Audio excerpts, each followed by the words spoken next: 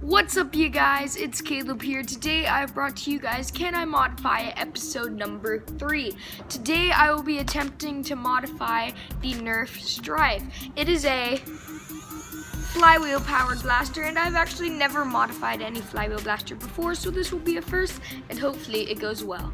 Without further ado, let's open this thing up.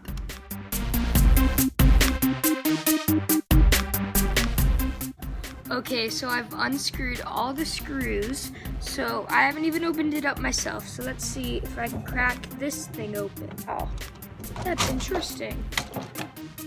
Here we go. Now we are out of we separated the shells.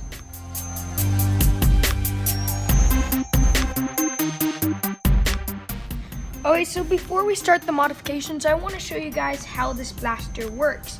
There's a button right here which indicates if a magazine is in the blaster or not. And so the magazine will actually push this back, and then the blaster will realize, oh, there's a magazine, so I can fire. And so since this is pushed back, I can rev, everything is fine. But if I were to not put my finger on it, it thinks that there's no magazine. Also, here's the jam door right here. And so if we were to pretend a magazine was in here, you go, everything's fine, the jam door is perfectly fine. But if we were to go and then loosen the jam door, in case you leave it open on accident, if we go and pretend a magazine, rev, it doesn't work. And that's because of this little button right here. Can you see that on camera? And so if we were to go and push this button, and push the magazine button, and push the rev trigger, it works. And these will be some of the modifications that I'm doing. I'm gonna make sure that this button and this button are always pushed down so we can fire no matter what. Okay, so I have some electrical tape, and I'm gonna tape the button down right here. Now what I'm gonna do is I'm gonna unscrew these screws and kind of separate it from the rest of the body of the blaster, so I can tape this down. Taking this base plate off right here, and it was covering right here. And so now you can see how this little area is exposed, and like how I explained earlier, when a mag's in, this is pushed. And so now what I'm gonna do is I'm gonna lift this tab up, and I'm gonna tape this little switch down. As you can see, I have now taped this down, and if I were to rev the blaster,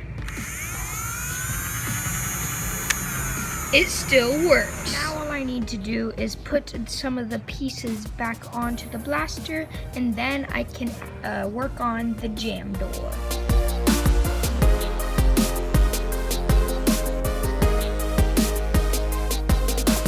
I've taped the button shut, and if we were to rev it,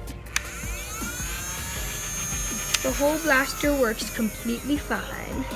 Now, since the jam door doesn't have to be closed for it to rev, I'm actually gonna take off the jam door, put it to the side because I don't really want it. Before I assemble the blaster back together, I'm actually gonna do some shell modifications using a Dremel.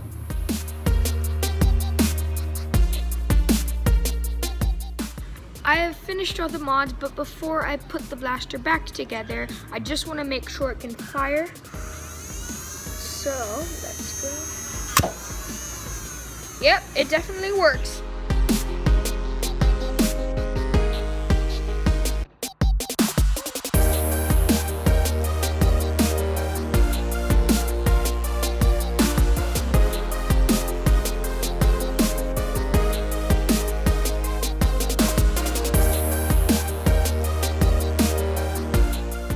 So, can I modify it? Yes I can. I'm super happy with this mod because it was my first flywheel blaster I have ever modified, and I'm surprised and glad that the mods went so well. And overall, I think it's a really great mod. I'd like to thank you guys for watching the video. If you did enjoy the video, please remember to leave a like. As always, I will see you guys next time.